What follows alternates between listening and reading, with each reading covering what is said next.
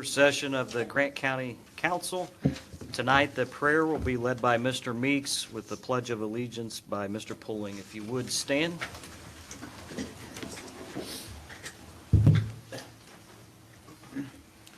Our dearest Heavenly Father, we bow before you tonight, and we thank you, Lord, for the many blessings that you've given to us.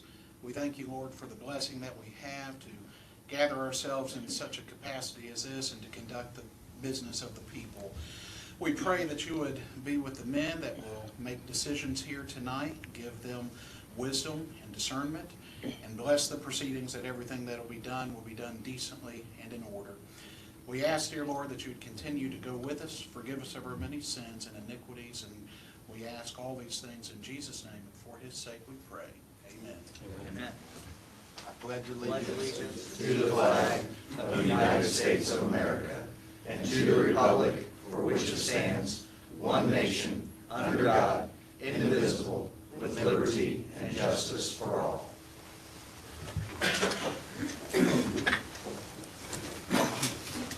Thank you, gentlemen. If you would, do the roll call, please. Scott. Here. Connor. Here. Hicks. Here. Perez. Here. Holdridge. Here. Lenny. Here. Middlesworth. Here. We have a quorum. First item on the agenda is the auditor's report.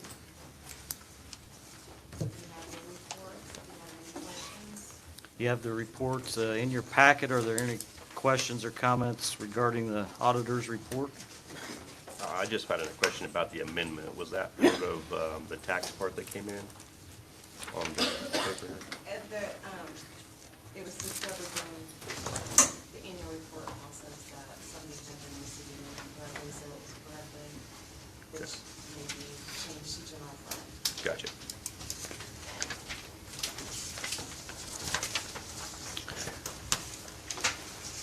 Are there any other questions?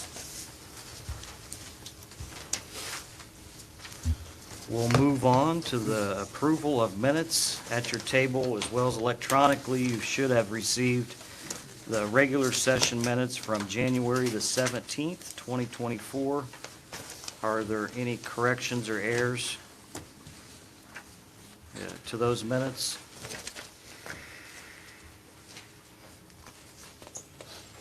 If there are no corrections, I would entertain a motion to approve the minutes as presented. Second. I have a motion from Mr. Connor, a second from Mr. Scott to approve the regular session January the 17th, 2024 minutes as presented. All those in favor signify by saying aye. Aye. All those opposed, same sign. Abstain. One abstention. Minutes are approved. Next item on the agenda this evening is the state of the judiciary. Judge Mark Spitzer. Thank you. Good evening. Good evening. I think we've got, Chris is going to pass around the paper version of the slides, and then we'll get it up on the screen here.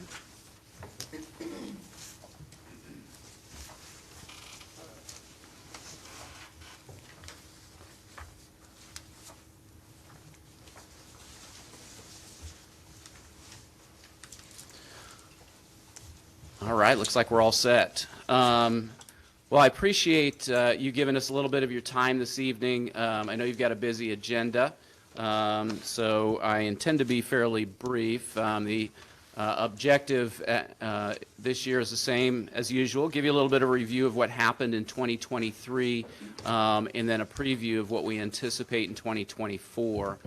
Okay.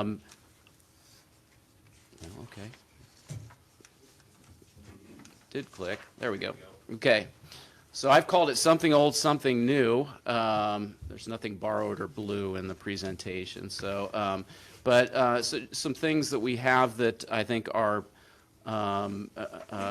innovative that we're doing, and then also some things that we need to talk about that we've talked about in the past as well.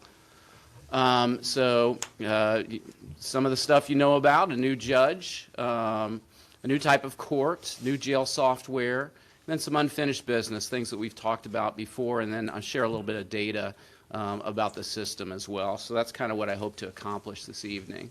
So as I think most people know, Judge Bridget Faust was named the Judge of Superior Court 2 last time I did this presentation. We had a vacancy at that point, and the governor appointed Judge Faust, and she has hit the ground running in Superior Court 2 and has been a great partner with the judiciary as well. She presides over the Family Dependency Treatment Court in addition to her regular docket.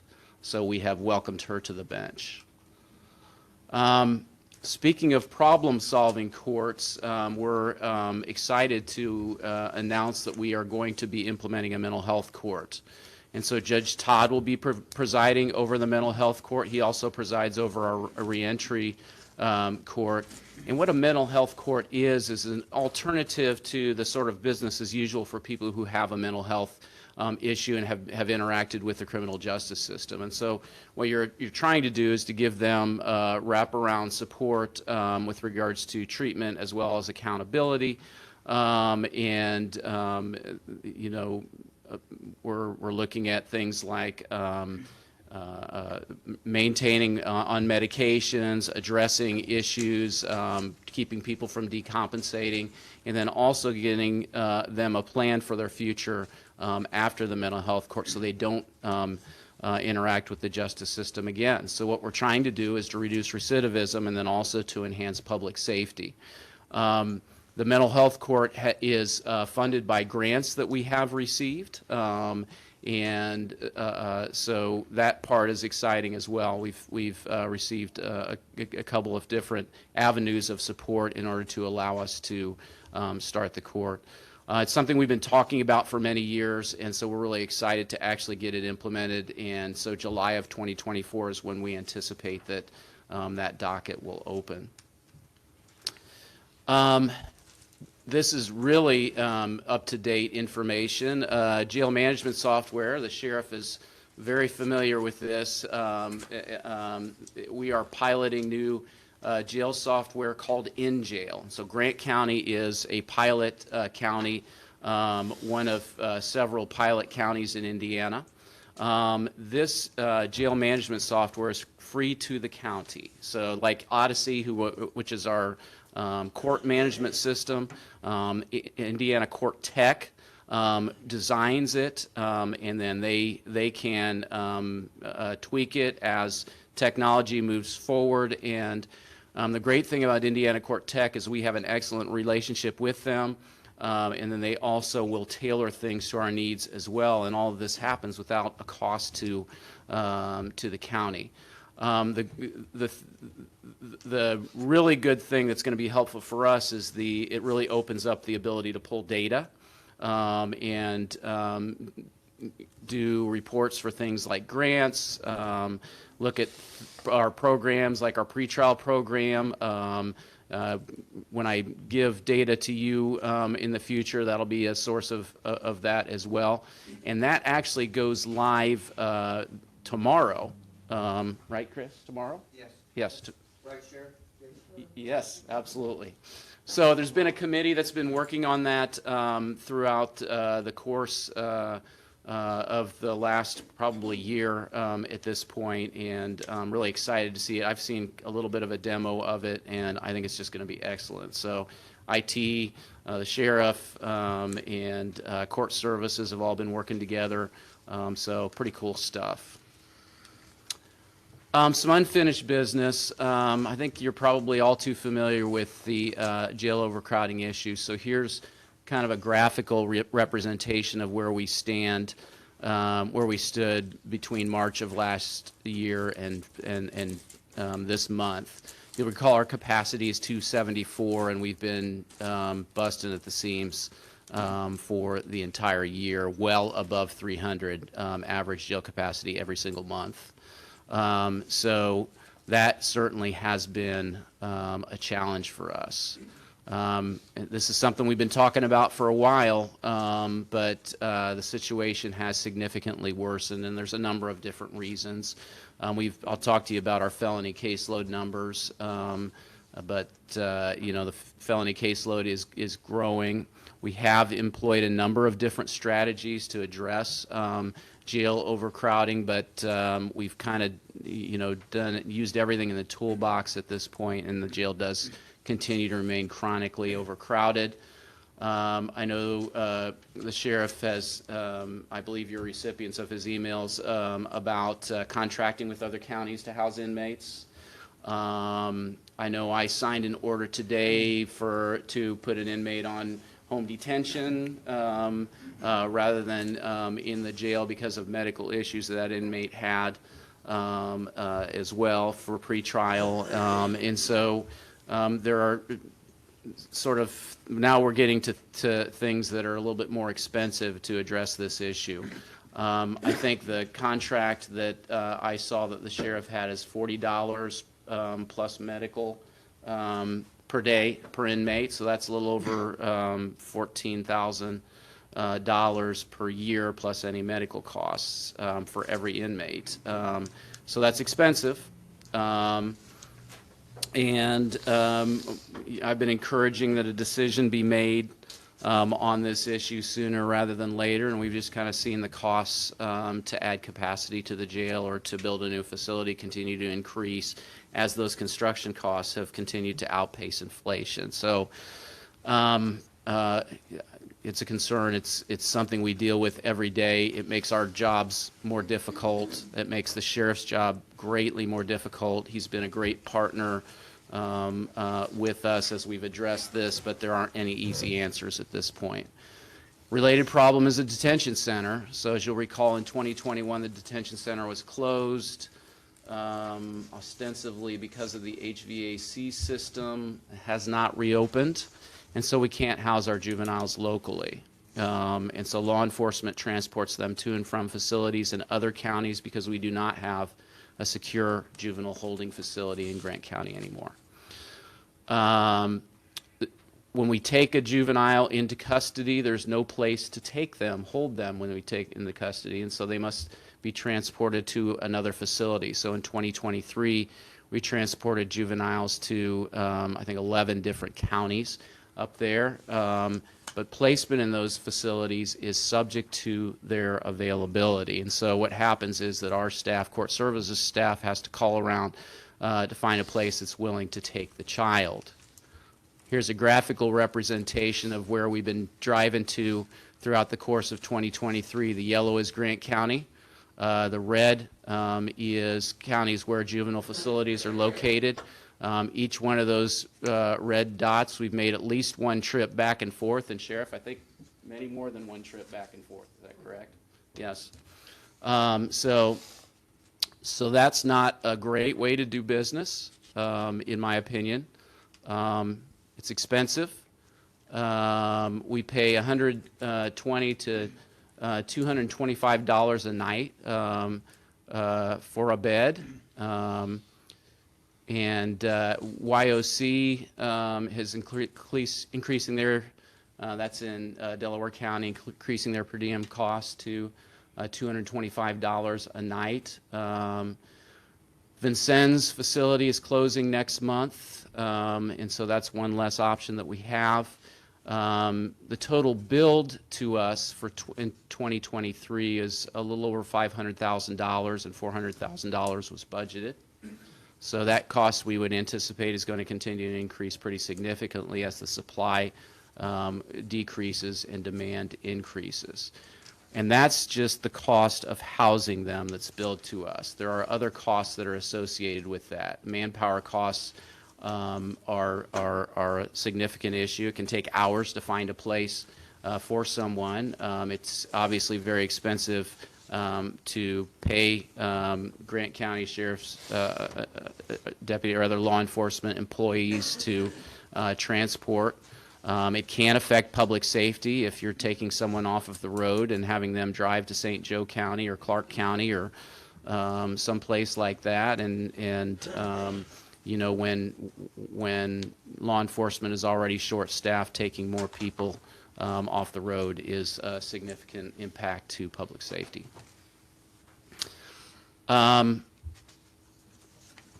Research and common sense says also that sending kids away from home hurts kids. It's not good.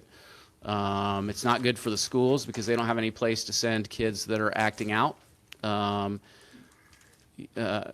The other thing is that because of this situation, there are some kids that were previously would have been taken into detention because of the challenges that are associated with it that are not. They're returned back. We've had instances where we can't find a bed. We've picked up a child that we intended to hold, and we had to release that child because there was no bed available to them back on the streets. So that impacts public safety. So it is the judiciary's opinion that this situation is untenable and that we need to have a solution sooner rather than later. I know there's discussions that have been happening with regards to this. I appreciate that. But we've been talking about this situation for many years. We started talking about it in 2017, and I would argue that decisions don't get easier over time. And things have gotten worse over time. We've seen it with regards to this situation. All right. More pleasant things. This is just a list of a couple of things that our judges have been doing in order to be involved in state and national leadership. And I won't read those for you. You can read those for yourself. But why do we do this? Well, we do this so that we can make ourselves, put ourselves forward as being people that they think about when they decide to order grants or to award grants, and they being people at the state or national level. So you can see a list of the grants that we have received, just under $2 million in total grant awards. A lot of these grants are recurring grants where we have received them over the course of many years because we've demonstrated that we spend the money responsibly and we do innovative things with them. Certainly grant dollars that are received, that's $2 million that Grant County taxpayers don't have to pay out of local income taxes. Each of those grants supports something that's innovative and that is targeted towards reducing recidivism and doing our jobs better. In terms of sort of what 2023 looked like, we were busier than 2022. Total cases that were filed, 6,309, which is just about 250 or so more cases that were filed in 2022. So another case every business day ish were filed.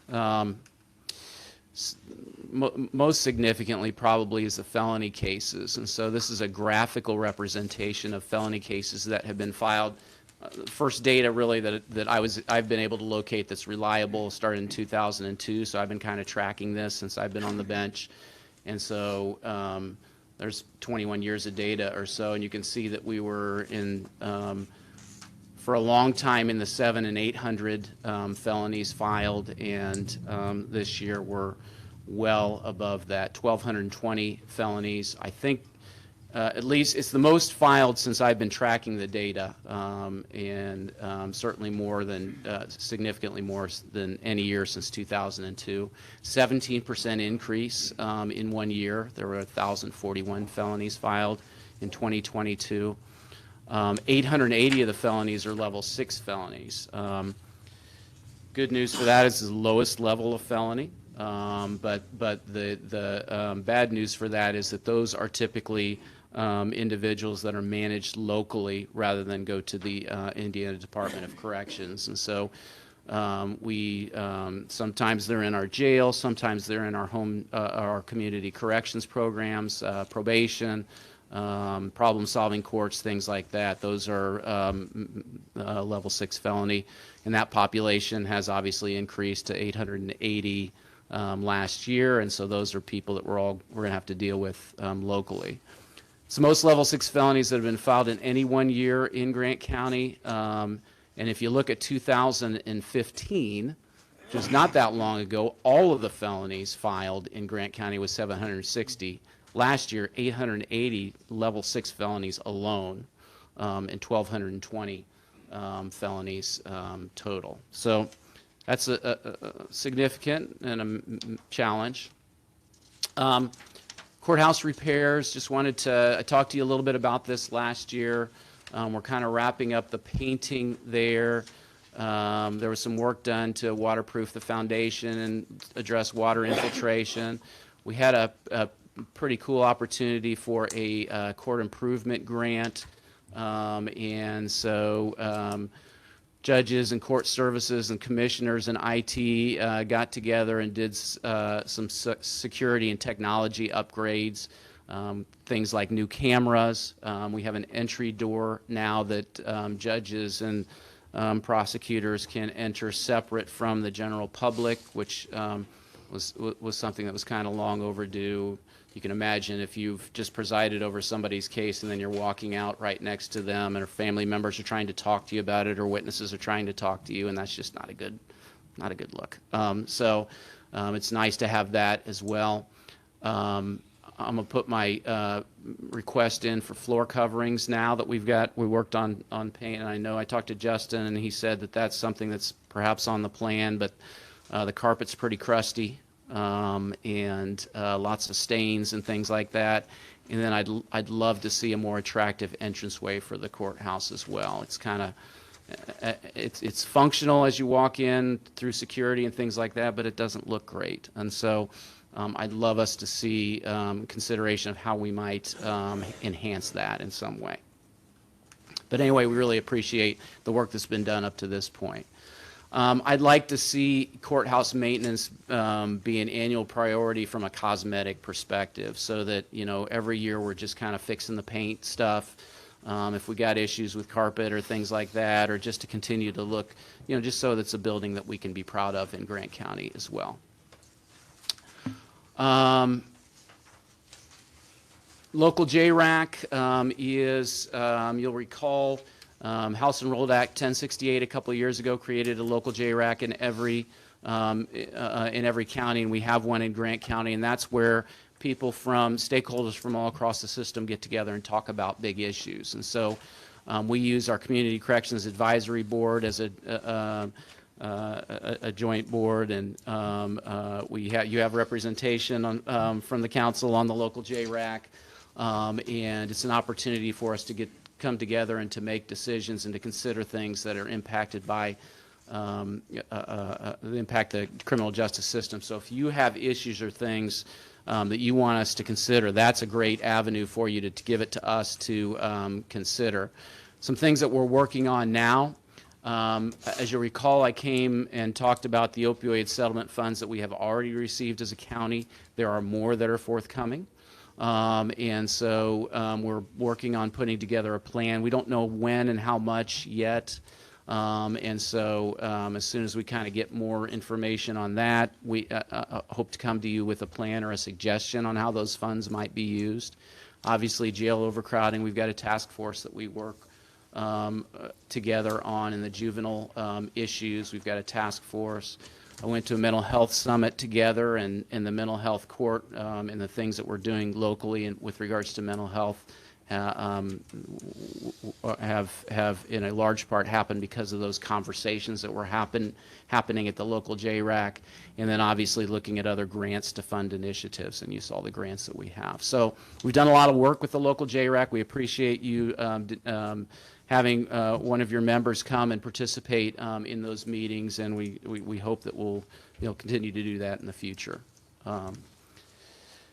So I know it's a lot of information, a little bit of time, but I'm happy to answer any questions you might have with regards to anything. Yes? Judge, you mentioned that there's now a separate entrance for prosecutors and judges. Yes, sir.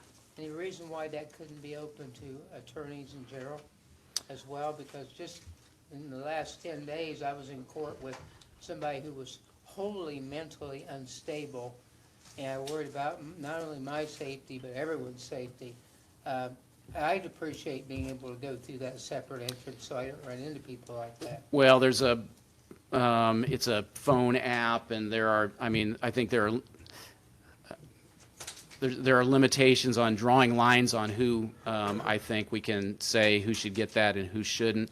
You don't want a lot of traffic going through there because then people will, you know, and we have, I mean, there's, you know, do we let, you know, what about attorneys from other counties? And, you know, so those decisions are difficult ones to make. So at this point, we've, you know, limited the number of people that use that entrance at this point. Is that a no?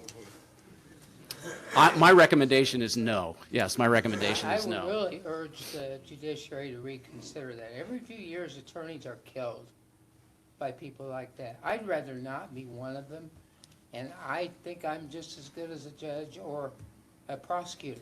I'm not saying I that understand. you're not. I understand. I don't agree with that arbitrary cutoff there. And so public defenders also can't use it? Well, we haven't, and I don't know who, No. I think we've- haven't given it out to, it's just basically whoever, you know, we've worked with the judges. because we don't have many full-time employees that are public defenders, so. Well, you know, and all we're ever hearing is how the public defenders should be on par with prosecutors. That's another example where they're not. I really would urge you to reconsider that and open it up. I mean, we're considered to be officers of the court. Well, I have to be honest, that makes me feel like a second-class citizen. I'm to just, be cut from that. it's difficult to draw the line in terms of, you know, between handing it out to everybody, in which case you don't have any security whatsoever, and, you know, how do you address the issue of out-of-town attorneys, and, you know, things like that. So there's a need to draw a line there in order for it to be effective. I believe Delaware County's been able to accomplish that. They have pass key cards, or did at one time. I think it's still in place. Out-of-town attorneys can get that, and then we can just swipe our way in. I'm not I don't know. sure I haven't why- been to their new facility yet, so I don't know Okay. how that works. In their old facility, as a judge, I had to be escorted to the sheriff's, when I was a special judge, and escorted to the sheriff's office, and then I received one at that point, and then they took it back from me when I left, so. So it's just technologically not possible to add any more bodies? Well, No pun intended. yeah, I mean, you know, again, it's something we can talk about at the judges, at our next judges meeting, certainly, and we'll see. I'm one person, you know, so. I would appreciate, I might email all the judges to let them know that's my view. I'm not Feel free to speaking do for so. Yep, yep. Anybody else, but I can tell you, I'll put it on the agenda because you've asked for it, so I will do that. But if you'd like to send an email and make your argument, as you're very good at doing, then you. we'll, You're too kind. yeah. thanks. Yep, you bet. Judge, do you remember which grants was utilized for the mental health courts? Sure we talked about it at one Yes, point, but- Melissa, So we have one that's awarded to us directly, and that would be from the Indianapolis Court Services. It's a problem-solving court grant. Then we have the second one, which was awarded to Radiant Health, and that grant reimburses us for the personnel for the coordinator. Okay. and I think the one is 33,000 and the other is 38. Is that, or am I? The other one pays for a majority of the coordinator's salary and benefits. And so it's probably close to like what we will receive. It'll cover most of that. So it'll probably be about, I'm guessing, somewhere around 80,000. Oh, that okay, we would sorry. receive. Yeah, Okay, thank you. yeah, 33, I think, is the, for the other stuff, yeah. Perfect, thank you. Is that an annual grant? The Indiana Office Court Services is an annual grant. The SAMHSA grant that was awarded to Radiant Health is a 5-year grant. Okay. It's great that Melissa's here. Any other Judge, questions? In other counties I've heard are using the opioid settlement funds for like mental health and rehabilitation centers. Is there any thoughts on maybe looking at some type of rehabilitation center for here in Grant County? So we have Radiant is a regional, sort of a regional mental health provider, and they have, they're working on being able to be a 988 responder. So what that means is you have to have somewhere to call, someone to answer, somewhere to go if you are in mental health distress. And so Radiant is going to provide all of those regionally for us, including in Grant County. And then they also have a team of people who, ACT, thank you, the ACT team, that actually goes out to people who have mental health issues that have been chronically involved in the system, and meets them kind of where they are on the street, make sure that their medication management is appropriate. If they're decompensating, they're right there to do it. They work closely with law enforcement as well as our court services, probation officers who have that expertise as well. Some of that stuff is in the works right now.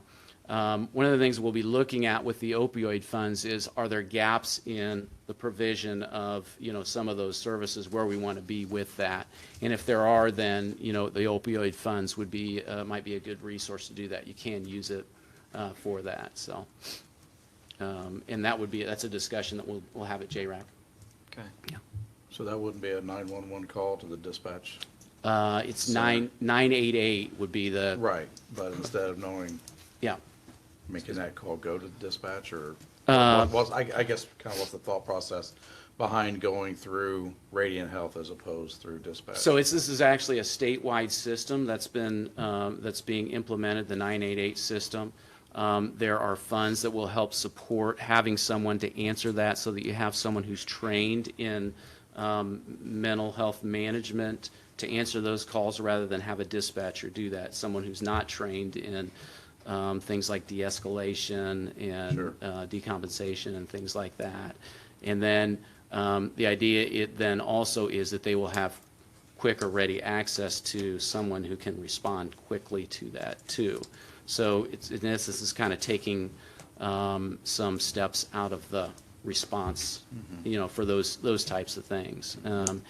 And, you can anticipate people who are feeling suicidal calling that number. You can anticipate family members who notice a family member who's decompensating, things like that. And then you're in essence, immediately being connected with someone who has mental health expertise. So, pretty cool idea. Yeah. Or you said it was expensive to house juveniles. Is that public or private? Like if we detain and we need to house a juvenile, are those places public or private, or both? But I would say, I'm trying to think, most of them are public, right? But then we've got some private ones. YOC is private. So, yeah, so both. I'm sorry. The one that's closing. The one that's closing Vincennes is private as well. Private. So, yeah, mostly public, but some private, yeah. Sorry, just a couple questions here. The in-jail new software system, Yes, sir.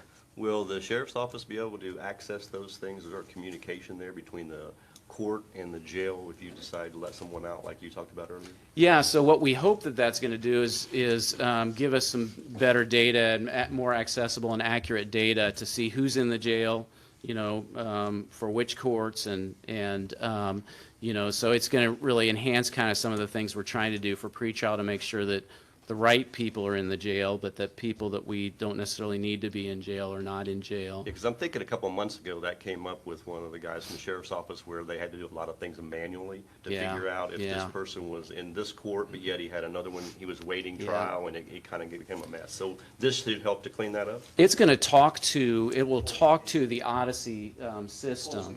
Yeah, so the system that we have, that we work with, case management system, is called Odyssey.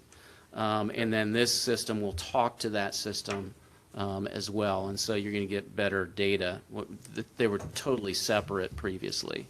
Okay. And you had a private provider, and you had to pay the private provider. Sheriff can probably tell you how much that cost to maintain the software, but I don't have the exact figure, but it's an old system. the old system, yep, it's, so, And I see on our HR list, the prosecutor's office, to our point to all this, is very understaffed again, they're looking for people. I understand. Yes, sir. That could be a big part of our issues, or is Yeah. it any? I mean, is it?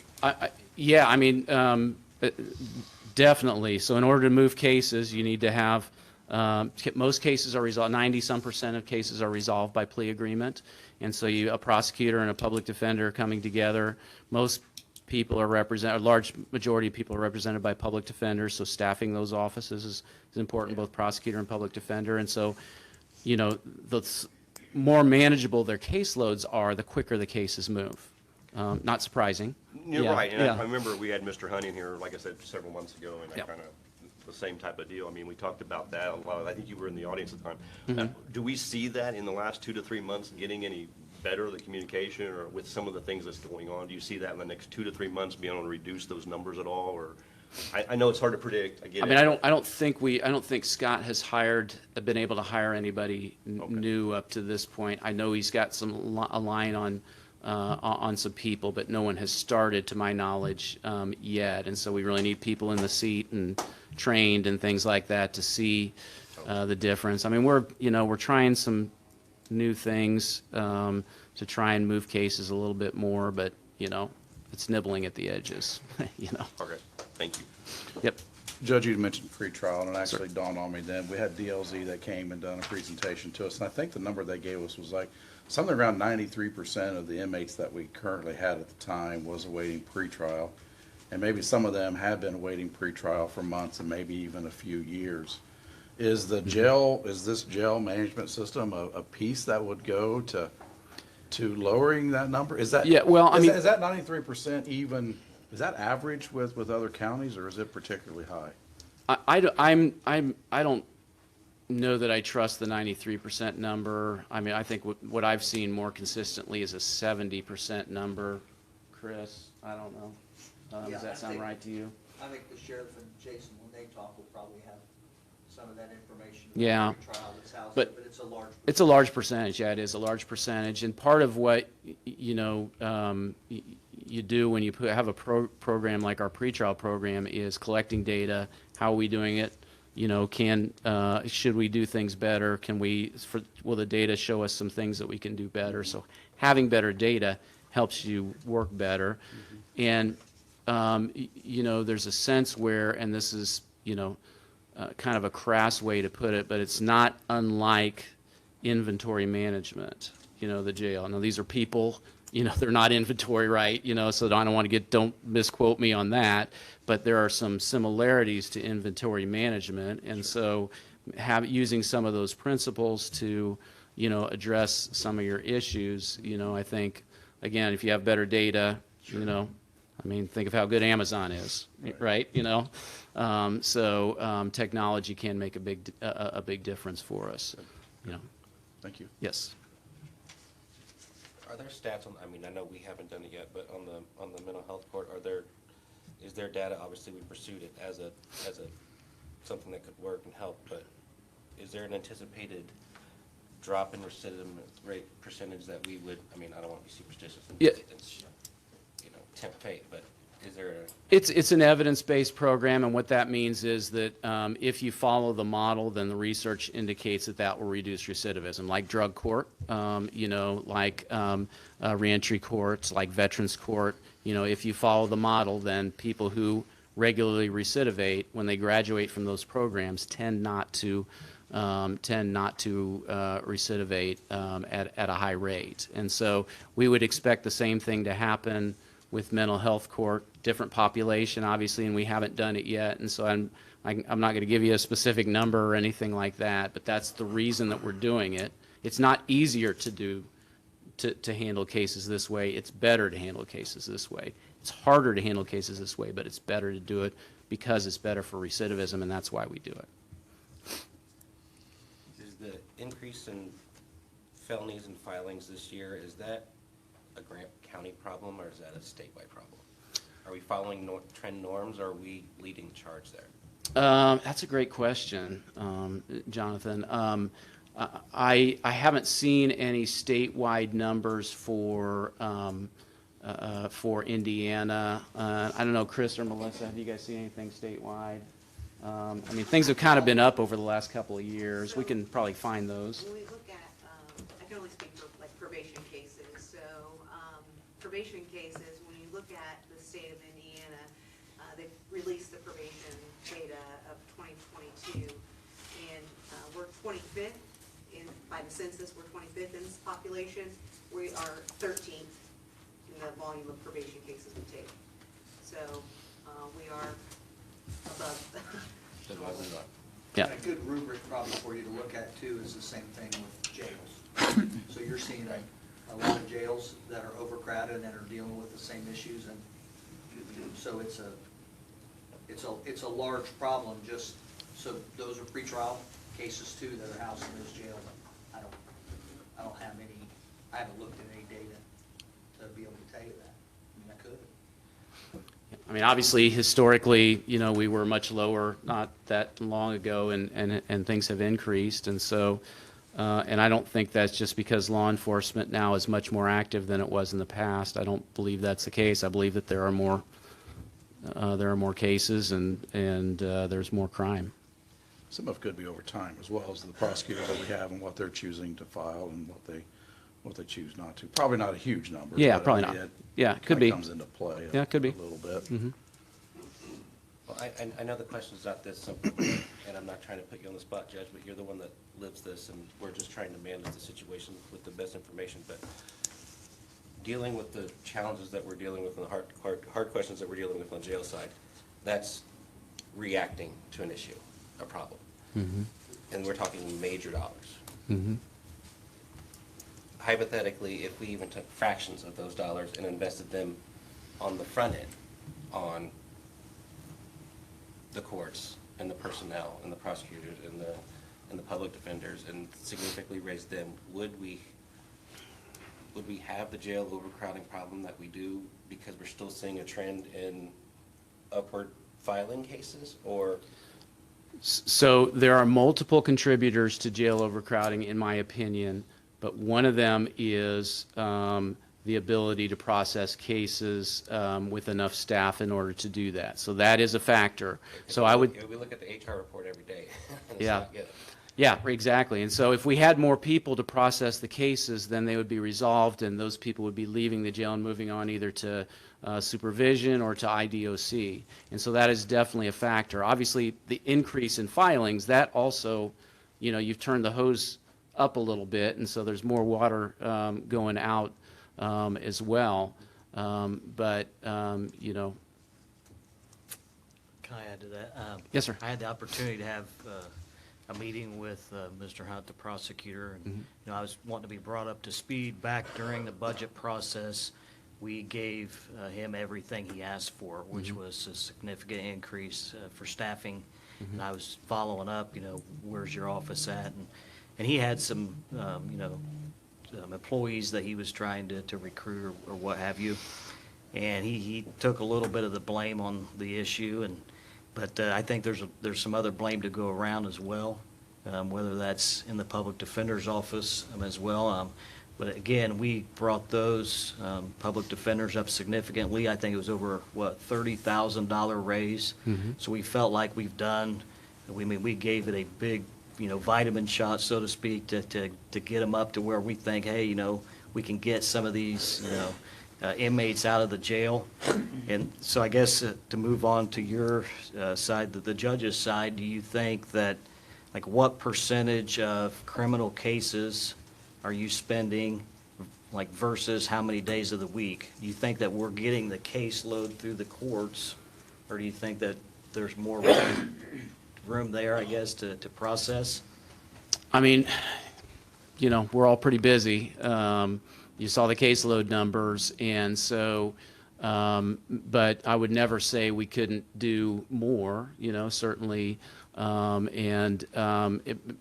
a lot of the times we are spinning our wheels as a court where, you know, you could get cases resolved if you had, you know, and so if you're scheduling something and then you go to a pretrial and things don't get done because, you know, you haven't had discovery completed or things like that, and you have to reschedule it, you know, yet every time that happens and we go to another pretrial conference, we've got to touch you don't touch files anymore, but, you know, it's a virtual, you touch the virtual file and spend time on it, and, you know, that has a tendency to clog the docket a little bit. So, you know, were we fully staffed? Now, we've lost a couple people in the public defender's office, you know, and certainly there's challenges with getting prosecutors, and that's a statewide issue. That's not a Grant County issue. That's a statewide issue everywhere. There's a shortage of attorneys. But were we fully staffed in both of those offices, then that would allow, you know, that would move things along much more quickly in the courts. You know, we're reactive. We're not necessarily proactive. We're not out looking for business. Business comes to us, and then we have to deal with it, you know. And so there's a sense where we're held a little bit hostage by how quickly attorneys can work to resolve their cases. I can be as big of an ogre as I can about getting cases resolved, and trust me, I am. You know, I don't always make friends with people, but in terms of wanting to move the cases forward, but sometimes there's just not enough people to do the work. And if there's not enough people to do the work doesn't get done.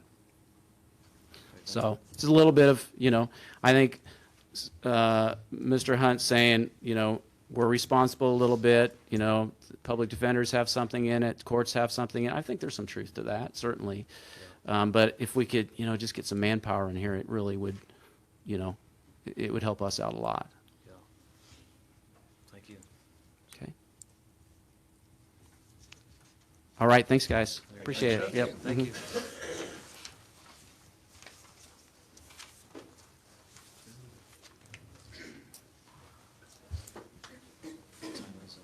it been an hour? Okay. Thank you, Judge. We'll move on to new business. I want to move item I up to the beginning.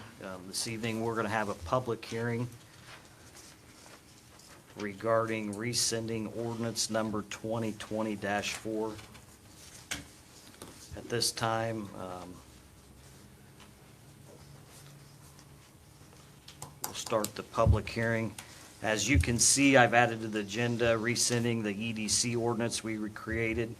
We created this for one project back in 2020, and that project was going to be the pass-through for state monies regarding of via health. Up until that time, the county had no need for EDC, nor do we see anything in the future as far as projects that would require the EDC. And so I went back to my notes, and Phil recommended back then, and it popped up on my timeline actually, that we should rescind this ordinance if it hasn't been used within the 3 years. And so I put it on the agenda. We have advertised the public hearing. And so currently the EDC is not in compliance. They haven't met. Why we do have a couple members appointed to it. They have no budget and are defunct. So at this time, I'll open the podium for public comment. If you would want to come to the podium, state your name and your address, and this time I'll allow for the public hearing piece regarding this ordinance. If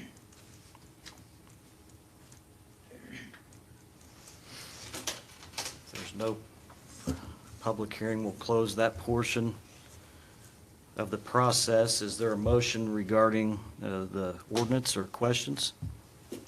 Mr. President, I make a motion to rescind the ordinance. Second. I have a motion from Mr. Connor, a second from Mr. Poling to rescind the ordinance dash 2020-4. Are there any questions from the members? Roll call, please. Connor, Yes. Poland, Yes. Scott, Aye. Hicks, Yes. Perez, Aye. Fleming, Aye. Middlesworth. Yes. Motion carries. Is there any paperwork, Angie? Do we need to file or anything? No paperwork, okay. Do we need a recess? Continue on? Okay. Next item under new business, item A, Grant County Sheriff Dale Garcia with a new budget item request regarding the general fund.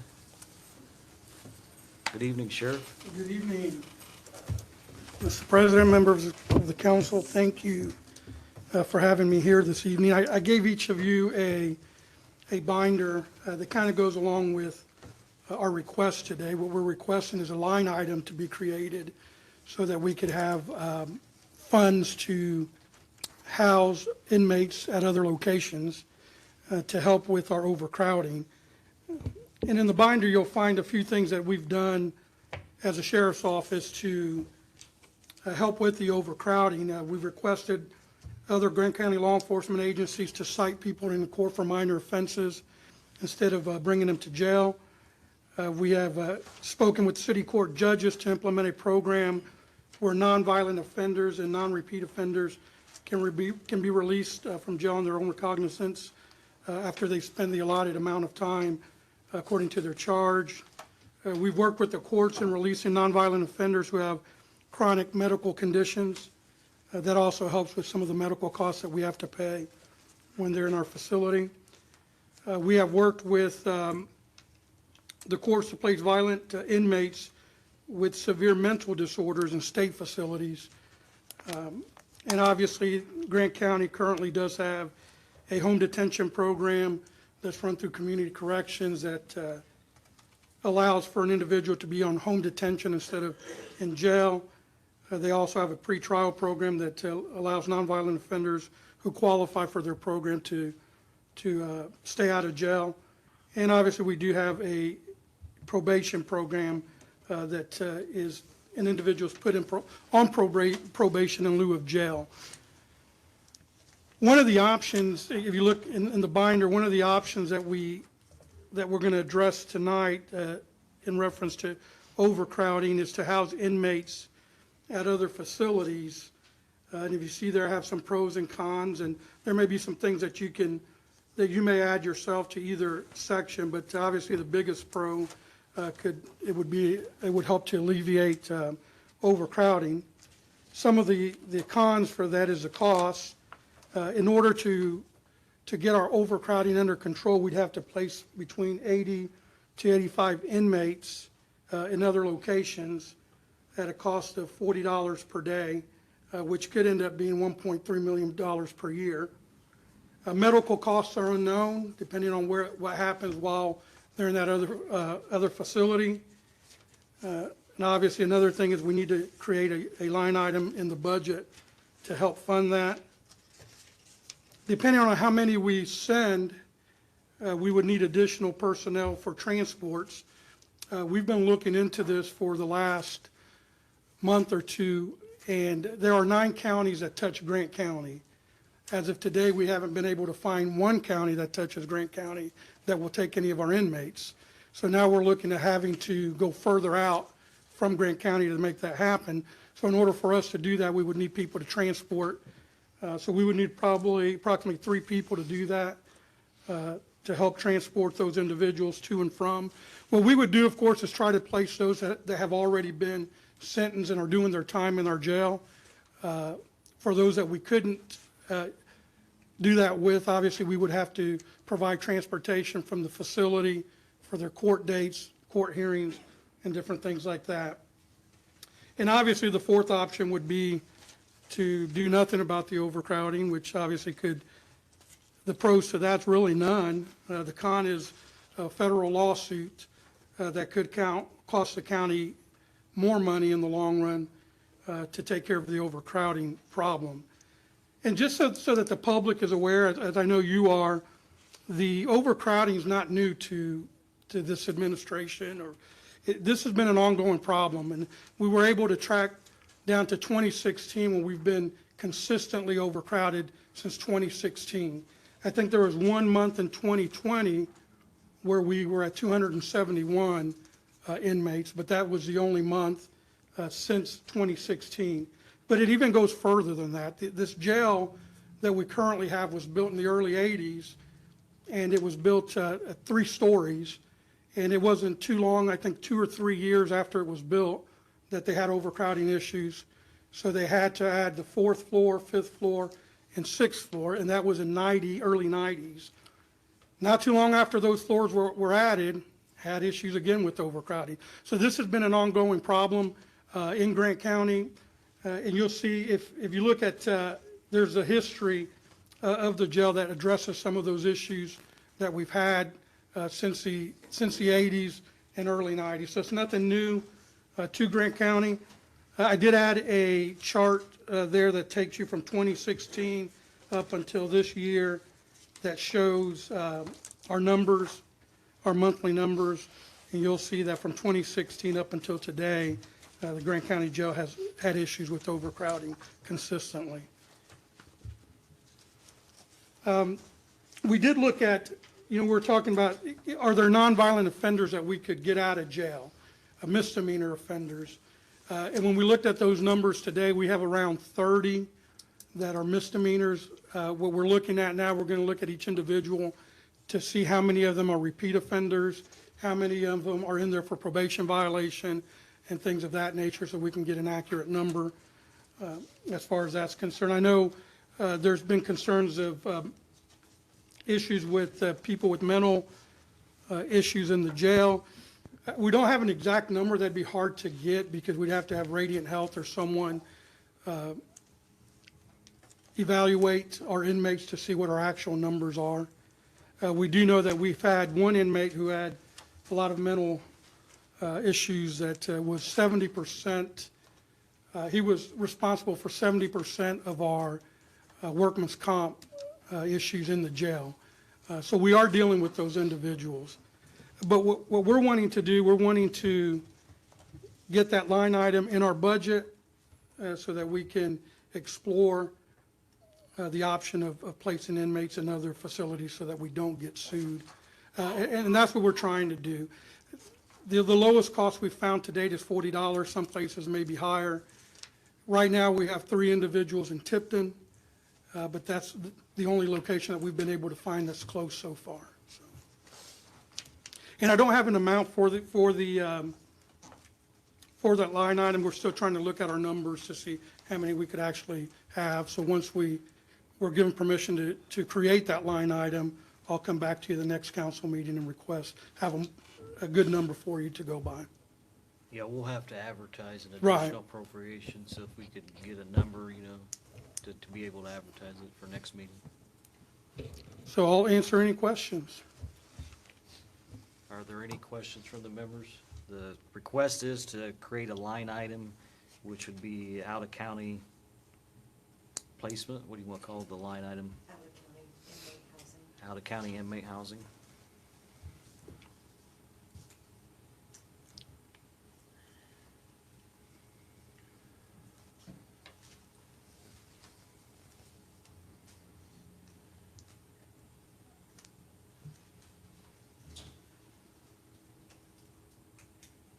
Are there any questions from the members? If there are none, I entertain a motion. So moved. Second. I have a motion from Mr. Connor, second from Mr. Perez to create a line item within the sheriff's budget, out-of-county inmates, out-of-county inmate housing.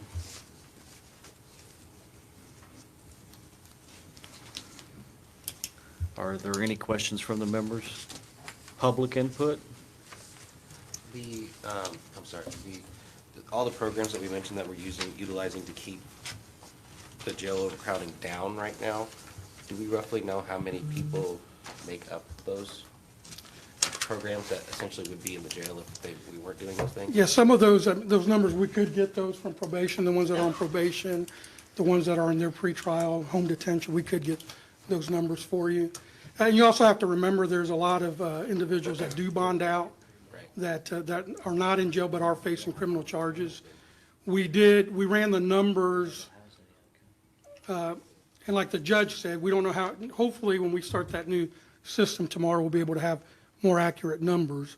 But the numbers we did run from Insight, I believe, showed that we're about 92% of our inmates are still waiting are still waiting to go to court. Now, some of them are already sentenced on other charges, so they'd be in jail anyhow.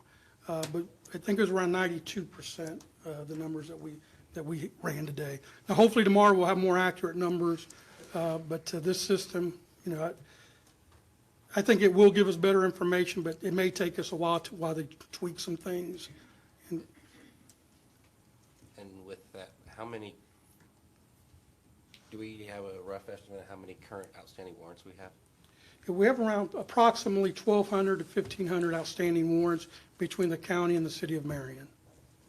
Now, what we're doing now, what we had our staff do, they are going through all the warrants to see which ones can be rescinded, because if they're not served in a certain amount of time, a lot of times they're rescinded. So they're doing that right now, so I have better numbers for you at the next meeting. Would we be able to know, like, which one of those would be misdemeanors? So if they were served, they would be ones that we could say not going into the jail? Right.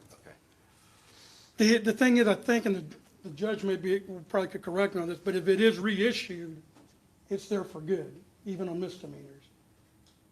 Yeah, misdemeanor warrants expire after a period of time, and so there is a process for reissuing it. I think you have to reissue it regularly, but I don't know that off the top of my head. We haven't gone through this process of going through warrants in Grant County for a long time. I commend the sheriff for doing that. I think that's great. Absolutely. Thanks, Jonathan. We're at the public input part. No public input. Roll call, please. Connor? Yes. Perez? Aye. Scott? Aye. Hicks? Pauling? Yes. Fleming? Aye. Middleton? Yes. Motion carries. Thank you. I have just 1 second. Okay. At your table this evening, I had reached out to Darren Bates regarding the jail, the new jail, and, what kind of revenue could we receive if we implemented the tax. And so according to his figures, if this body could implement a 0.2%, it'd be a public safety correctional rehab tax. And in a sense, that's the only way that we'll be able to fund a new jail moving forward. And so at the 0.2, roughly, with the 2024 payable numbers, it's $2,540,000 per year, okay? And that's roughly, you could do 22 to 25 years. So we're looking at $63 million and some change as like an all-in cost, okay? Now, obviously that, I didn't prepare an amortization schedule for this evening, but there's going to be a lot of interest in that. So, when you're talking $120 million jail, $63 million is not very much. So I think that the units are going to have to work together to decide actually what can we afford when it comes to a jail. And so I didn't know if you was aware of that number or not. And also, this evening I had Angie print off the bond payment. We still have, on the last renovation project, we issued a bond. And so it's paid out, we still own it till 2037, and roughly 7.1 million left just in principal, okay, on the current last renovation project. So that's just something to think about. Again, you should have those figures at your table this evening. And I thought that'd be a good idea to see where we stand with Darren. And you can see in the letter for Fred Van Dorp from the State Board of Accounts also chimed in as well on, what the maximum rate is, and the 0.2 is the max, and then the number of years is the max. And I appreciate that, and as I've stated before, I have the easy part of the process. I just provide you guys with the information, and you guys have to make those hard decisions. So I appreciate you sharing that. Yeah, I appreciate it, and then if you come up with a dollar amount for additional appropriation, we'll see you next month then. Okay, thank you. Thanks, sir.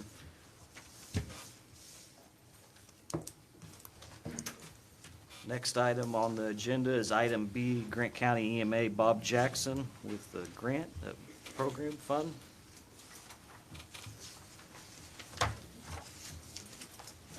Good evening, Mr. President, council members. Good evening. Hello.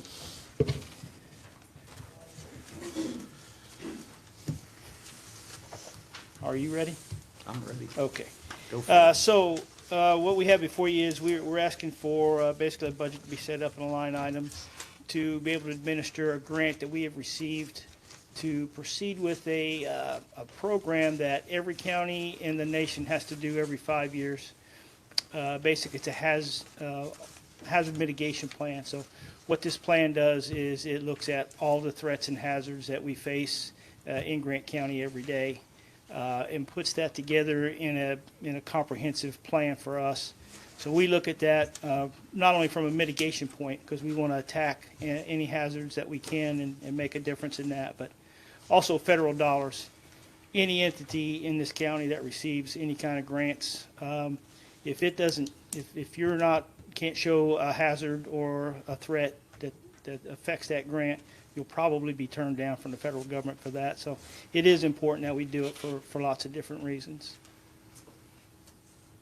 And I hope I stated correctly what we're after here as far as the budget. I did provide the grant agreement, and we have hired a contractor to do that. The state gave me a list of contractors they approved, and that those folks are already on the job and working. Angie, we just need to approve the grant and the dollar amounts, the total dollar amount, or is there a way it's going to be paid, a certain fund or anything? Yeah, I created a fund for this. It is 8502.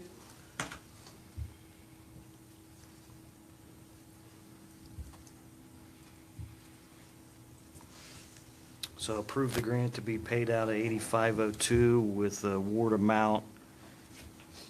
The total project is $24,620.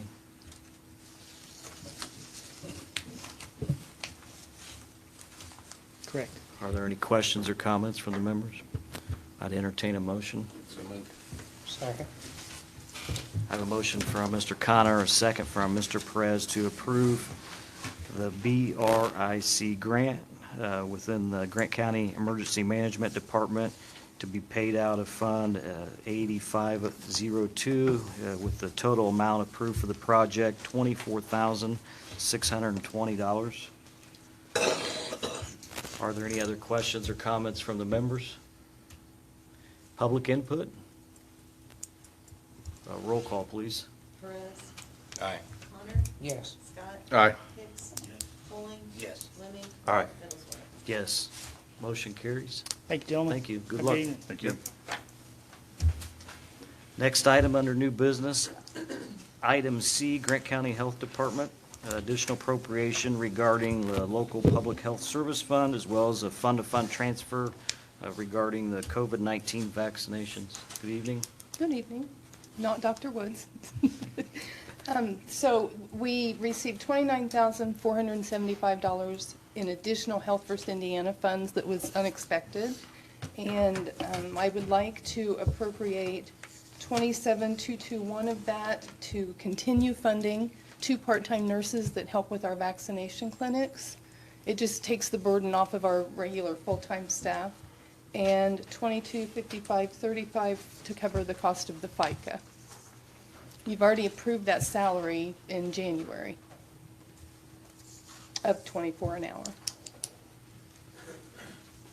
Are there any questions regarding the additional appropriations within Fund 1161? If there are none, I entertain a motion. So moved. Second. I have a motion from Mr. Connor, a second from Mr. Scott to approve an additional appropriation within Fund 1161 regarding $27,221 to part-time and $2,255.35 to FICA. Angie, you have everything you need? Are there any other questions from the members? Public input? Roll call, please. Connor. Yes. Scott. Aye. Hicks. Yes. Perez. Aye. Bowling. Yes. Lemming. Aye. Middlesworth. Yes. Motion carries. Okay, and then my other request, it kind of came to light that the 8907 COVID-19 vaccination fund from 2022, I believe, has a negative balance of $49. So I would like to transfer $49 from the 8906 COVID vaccination fund, just to bring that to a zero balance. Is there a motion? So moved. I have a motion from Mr. Scott, a second from Mr. Connor to approve the transfer from 8907 COVID-19 Vaccination Fund to 8906 Vaccination Fund in the amount of $49. Are there any questions from the members? Public input? Roll call, please. Scott. Aye. Connor. Yes. Hicks. Yes. Perez. Yes. Poling. Yes. Fleming. Aye. Miller. Yes. Motion carries. Thank Thank you, you. gentlemen. Will we see you next month? It's a trend here, it's a trend. Next item under new business, item D, Grant County Court Services, Melissa Stephenson with a salary ordinance amendment regarding county general fund. Good evening. So you should have received in your packet information regarding our request to amend the salary ordinance to allow us to create 3 supervisor probation officer stipends based on the size of our department and the parameters set forth by the state. And the request isn't for new positions, it's to allow court services to realign some job responsibilities to include these lower level supervisor responsibilities to these positions and to pay the stipend as directed by the state salary schedule. So in the letter, it refers to new initiatives we've taken on since 2020. I'm happy to review those with you if you want that information. Additionally, I can review with you how the probation office has saved the county general fund $268,169.19 in personnel-related expenditures over the last 3 years, based on what was allocated and what we actually spent. Most of this was achieved through filling vacancies with less experienced staff. While those savings are great for the county, the less experienced staff also bring a significant need for oversight, training, support, and caseload reallocations as they begin to gain that experience.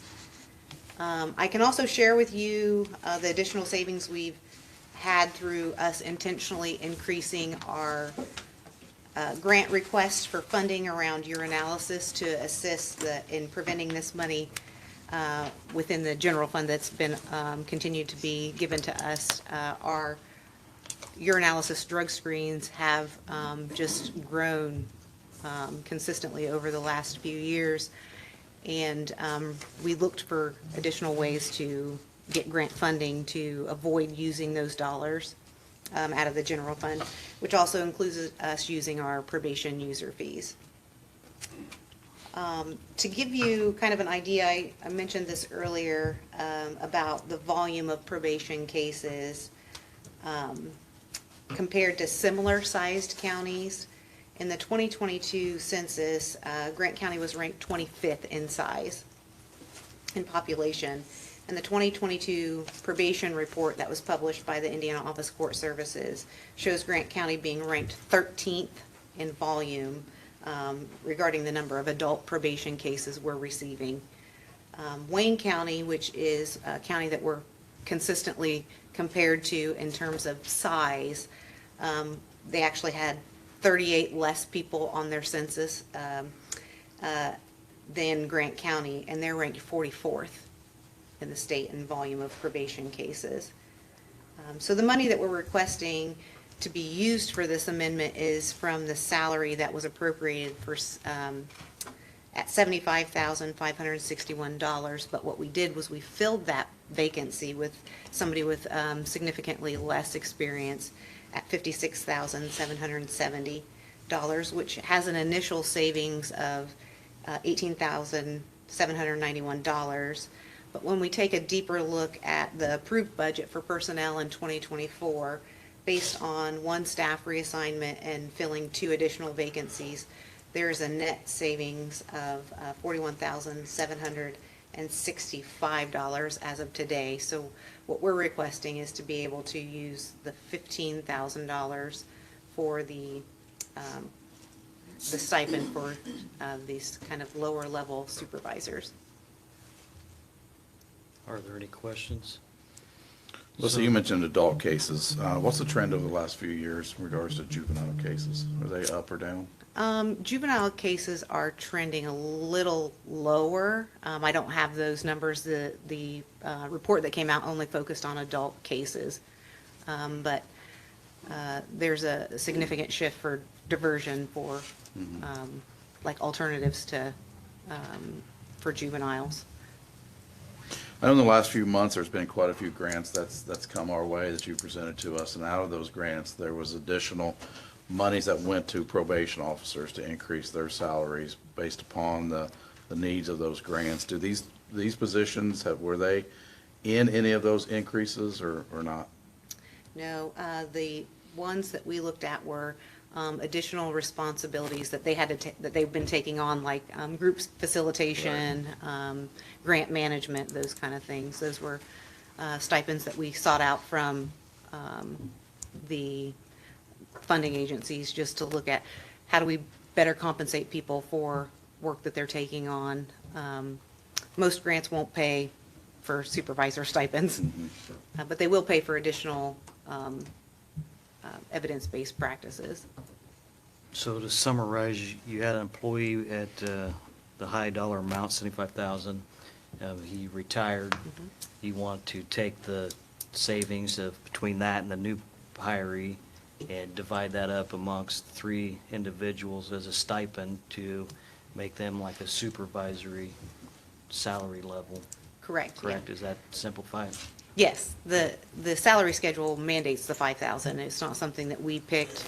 It just says, based on size, any agency, any probation department that has over 16 probation officers can have 1 supervisor for every 8. We have 24. Okay. Angie and I had some conversation. Angie, there was a way that we was discussing about paying it out, instead of tagging it to an individual, we want to put it in an account to pay it out, correct? We want to create a supervisor stipend account, and we'll put the $15,000 in there and then pay the 3 supervisors. So we need to create a supervisory stipend account.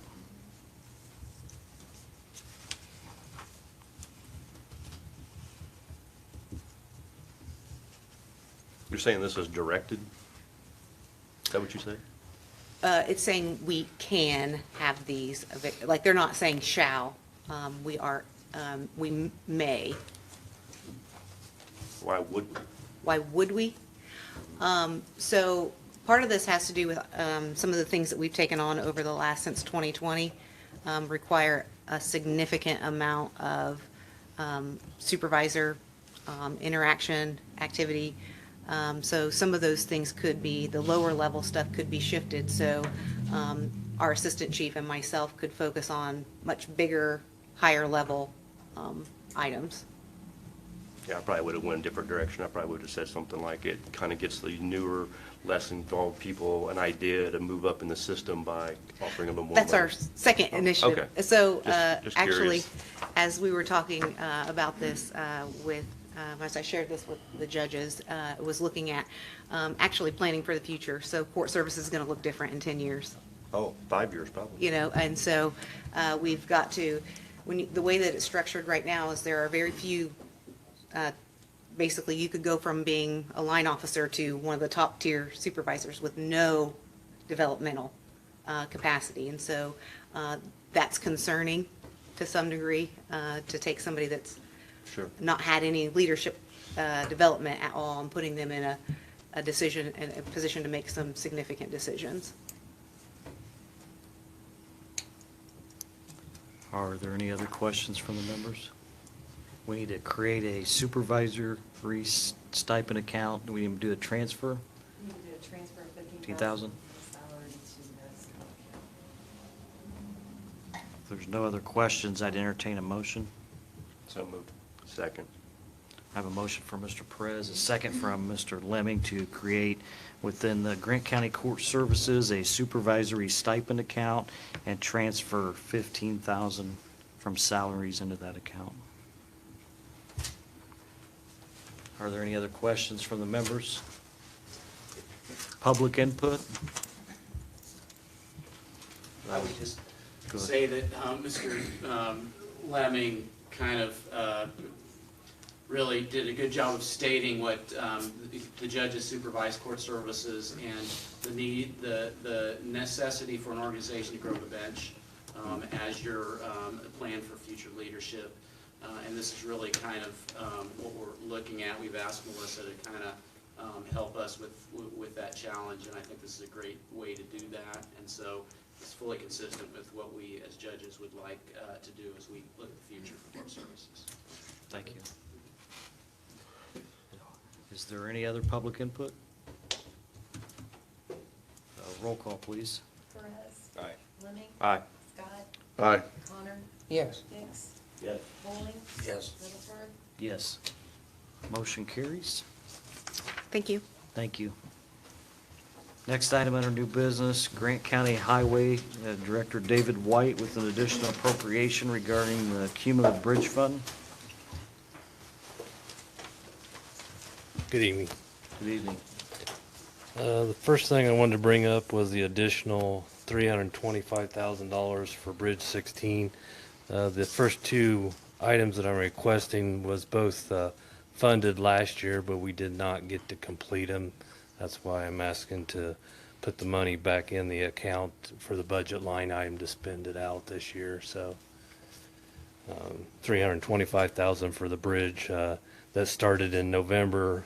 They was going to try to pour the bridge deck yesterday, but with the snow, we're going to have to wait till the weather dries out. And the additional $110,000 for bridge inspection, that was started in October, and that takes about 3 to 4 months to get it completed. So that's why I didn't get it all spent. So you want me to go ahead and do the other one while we're That'd be talking? fine, yeah. Okay. The $45,000 is for the new line item Bridge 791. That's on 14th Street here in Marion. Started working on design work and permits, etc. And we're going to try to apply for a grant, community crossing grant in 2025 for that. That's we want to get that project started. So. Are there any questions from the members regarding the additional appropriations within Cumulative Bridge? Just a quick one. When you spend that money and you're planning all that design, does it ever have an expiration date where we're going to lose any of that, or is it always going to be there if we don't get to it in 25 and it's 26? Or We might have to update some of the permitting, like with DNR, IDEM, etc. But the design work usually is all right on that. So. Any other questions? If there are none, I'd entertain a motion. So moved. Second. I'll give that to, I have a motion from Mr. Poling, a second from Mr. Perez to approve the additional appropriations within the Cumulative Bridge Fund 1135, an additional appropriation to Bridge 16, $325,000, an additional appropriation to Bridge 1135, $110,000, and then to Bridge 791, an additional $45,000 with the new line item. Are there any questions from the members? Public input? Roll call, please. Bowling. Yes. Perez. Aye. Scott. Aye. Connor. Yes. Hicks. Yes. Lemming. Aye. Middleton. Yes. Motion Thank you. carries. Thank you. I'd like to hand these out real quick, if you don't mind. That's fine. You can look at your leisure or throw away or whatever you'd like to do, so. This is the bridge, or I'm sorry, the bridge project, or the county storage farm that you helped us design and build about a year ago. There's still some space left in there. Oh, I know, not very much.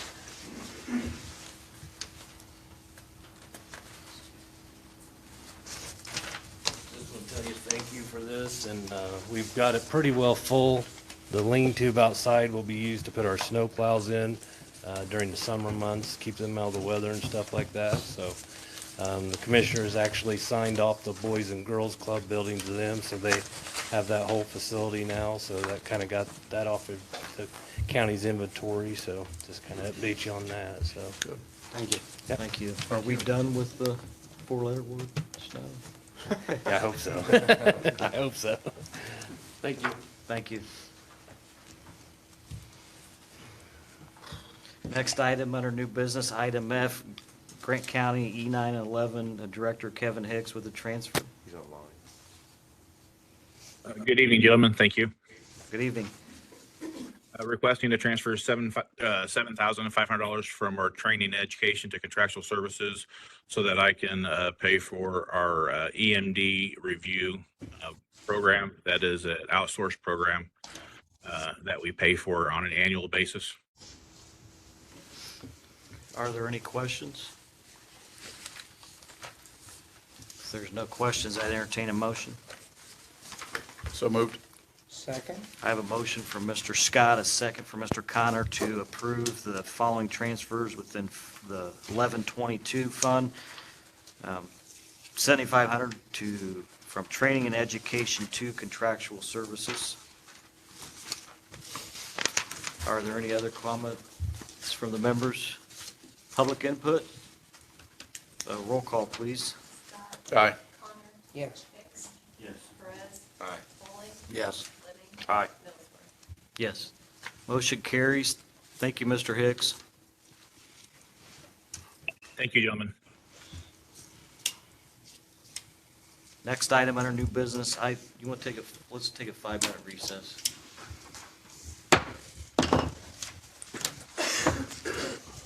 The recess has ended.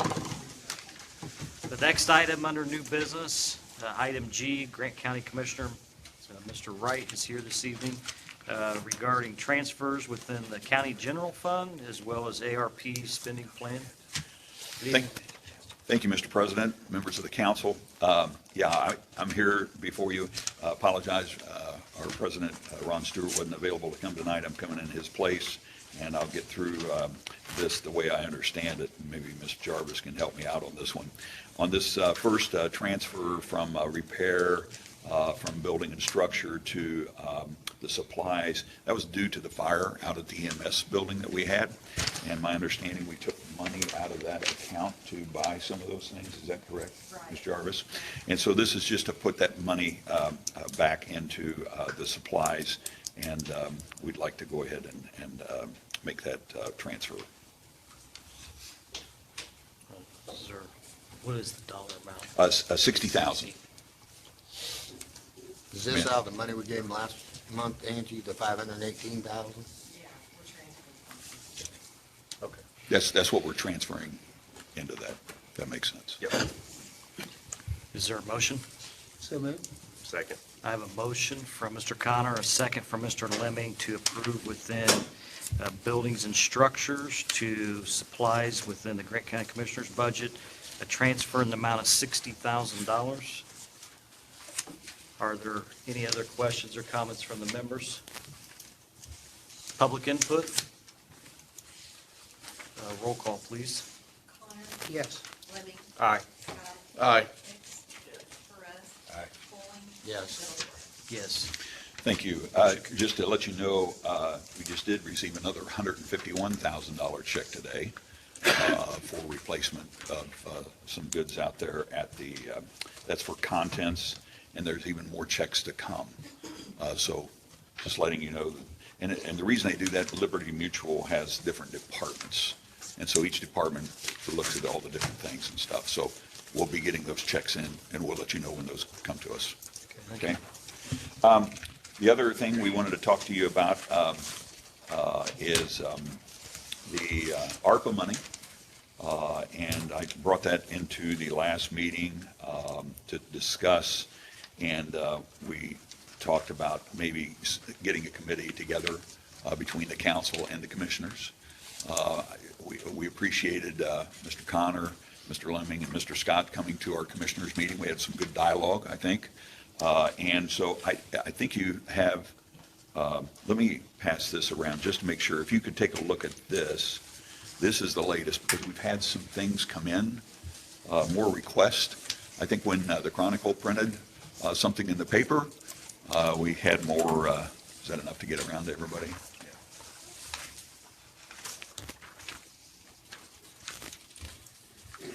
You got enough? You need one more? Yep, you got them enough? You all right? Yep, they're good. Oh, they're passing one around. You need one? I got one. You okay? Okay, perfect. Thank you. The four down at the bottom, the Cardinal Greenway, Kings Academy demo, Thompson Ray House, and Quilter's Hall of Fame, that's all come in within the last week and a half for request. And again, these are just items to consider. These are what our constituents are asking us for. But let's go ahead and just kind of go to the top of the list here and go down the line here. So the ambulance, the purchase, we agreed to go ahead and buy 4 new ambulances to the tune of $1,200,000. We put that in there because it will save us $190,000 in interest. I think it'd be a wise move if we did that to save that interest. Do you know when the first payment is due on them? That one, I'm not sure. Mr. Jarvis, okay, perfect. And I do believe we've got one coming in sometime this first quarter. There was the chassis situation where you couldn't get a chassis and they just come in sporadically. Everybody's crying for ambulances. And we actually have loaned out 2 of our ambulances, I believe, to the hospital because they wrecked a couple of theirs. So we're really trying to work through that. June 1st. The June 1st, okay. We have elevator issues here. We still get people stuck in elevators here. Watch those small elevators if you get on those in the courthouse or in this county building. To the tune of $650,000. The Swayze demo is $35,000. Recycle center cover, that's out there at the recycling plant there on Garthwaite Road, that's $200,000. Seal and repair annex, we're trying to kind of spruce up, some of our buildings. That's $900,000. Courthouse repairs at $100,000. I was just out there for the groundhog event, and some of our what am I wanting to say? The metal stripping along the stairs. Grab bars? Well, it's not the grab bars. It's on the floor. It's where your feet kind of don't slip off. You know what I'm talking about? Treading? Yeah. They've actually pulled out of the cement. So Vince got those fixed for us and stuff, but it needs a lot more than what he was able to do on a patch job real quick. Jail design, we'll come back to that one. That's the big elephant in the room. Highway equipment, Mr. White's approached us on some equipment that he would like to purchase because he's working with some old gear. And then the sheriff's department there, and you can kind of see it takes it down. So let's pop back up to the jail design. When we originally wrote this up for that 4.5, that was kind of taking a little bit of an estimate of a 6% type thing to the jail cost. And that's the reason we put in that $4.5 million there. We're finding out that we can actually lower that substantially if we go ahead and don't do the entire study and just roll that in with a bond whenever we decide to do that. And again, Mr. Middlesworth, as you said, it's what we can afford. I mean, we just don't know what we can afford yet. But that's the reason that number was in there. That would free up some money. Also, happy to say this broadband down here, the items to consider on broadband, there was a grant that's given out to a lot of different broadband companies. We've had several come and want us to give them a letter of recommendation that we would support their efforts in coming into our area. The last group I met with, they gave us that $2.5 million, and that was to do the whole county. What I found out was that there's a lot of broadband companies that will come out and take and cherry pick the most populated areas. They don't do the whole county. And so that's when this group came in and said, we can do the whole county for, if you guys participate with us, for $2.5 million. Well, there's a possibility if we would go ahead and create an infrastructure development zone, what they call it, IDZ, if we would do that, and we've got a couple of attorneys working on that we can get that for no cost. None. So we're working on that to try to get that one done. The Salem Bank exterior, We're actually in possibly some negotiations with that building to possibly go ahead and unload another building off of the county's buildings, which would be good. Still housing the central dispatch in the basement and working out some details on that, but that's kind of exciting. And then the rest down through there, you can kind of see the de-home cleaning was the ducts to remove the mold, remediate the mold and things. Again, highway equipment come in there with some more dollars that they would like to have, if at all possible. And then a big one that probably ought to be rolled up, especially if we can get that jail design out of there, is the township fire radios. I've had several different discussions with firemen, and there's a concern, a huge safety concern with our volunteer fire departments, that they're not able to communicate with each other when they go in. That is a huge concern. And so that $390,000 would outfit every volunteer fire department that we have in the county. So again, that would be one that we would definitely want to kind of talk about and rise up to the top. Did have a request from Ms. Harris, our clerk, Clerk Harris, for $1.1 million to digitize clerk records. And she explained that that's the history of our county. She feels like we need to do that. And she is requesting 1.1. And you can kind of walk down through there.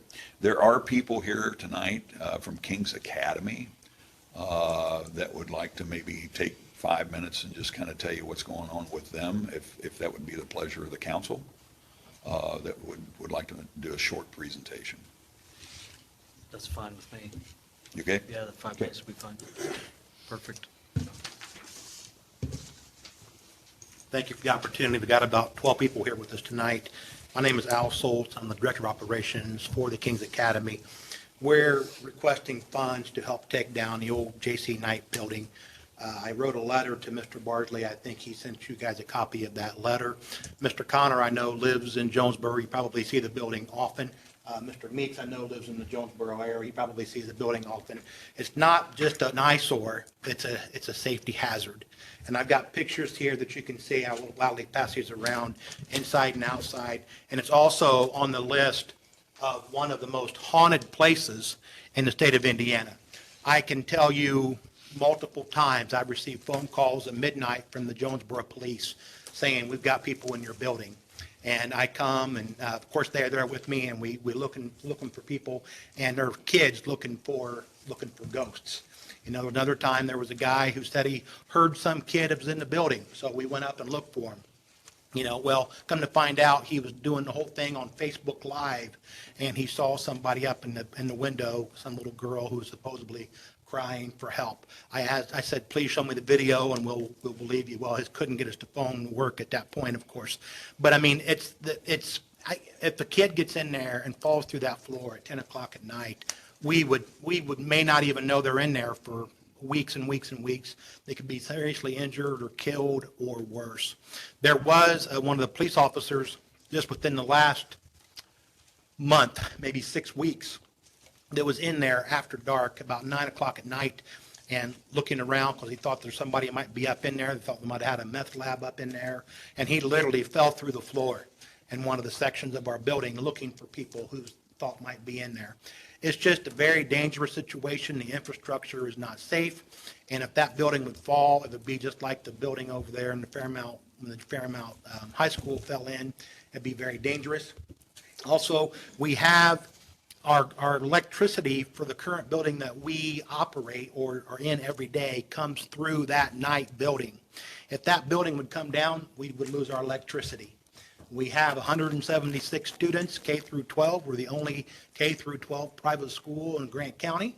I hire 45 people who count on us, you know, week in, week out to receive their income to help provide things. Plus, I pump in over $1 million annually to the Grant County economy with payroll and also just using the various companies within the county to do work for us. So that's one of the requests that we have, and be happy to answer any questions that you would have or any comments that you would have, but I appreciate your time this evening. Where'd you come up with the figure of 500,000? I did not come up with that figure. We received a quote about several years ago. I heard of a quote around $250,000. That was pre-COVID. That $500,000 figure was not my figure. I'm not sure where that dollar amount came from. I don't know if the commissioners put that amount in there, if that was an estimate. I'm not sure. I did say in my letter about the quote that we received pre-COVID and said it was probably significantly higher than that now. Before you tear that building down, though, you're going to have to move that power. That is correct, sir. For anybody. That is absolutely correct. That power will have to be So do you transferred. want us to pay for that also? We will be glad to allow whatever we can do. I mean, if we need to pay for that ourselves, we certainly can. If that could be part of it, that would be great as well. I mean, we'll take whatever that feel like you can give us. But if you're saying you'll tear the building down if we move the power, you give me a date and we'll have the power moved by said date.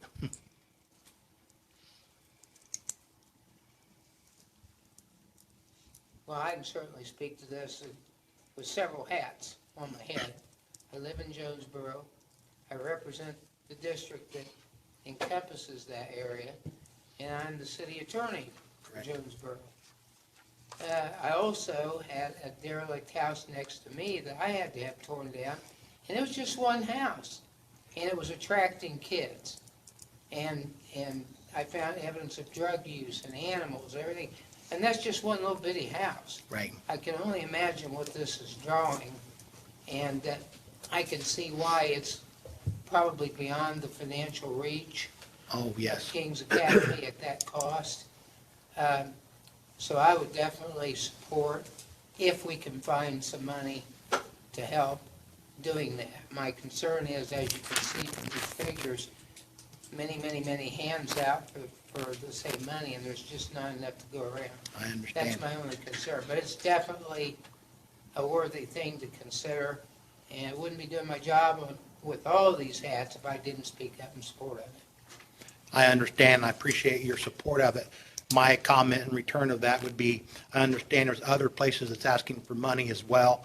We do more than just ask for money. We turn right back around and put money into the county year in, year out, and would continue to do that year in, year out. Plus, if we get in there with being a safety hazard with some kid or something, or the building falling even during the day, when we have students there close by, it could be totally disastrous. But I do appreciate your support on that, Mr. Connor. Do you carry liability insurance on that building? We carry insurance, yes, we do. For anybody who would get hurt, yes, we do.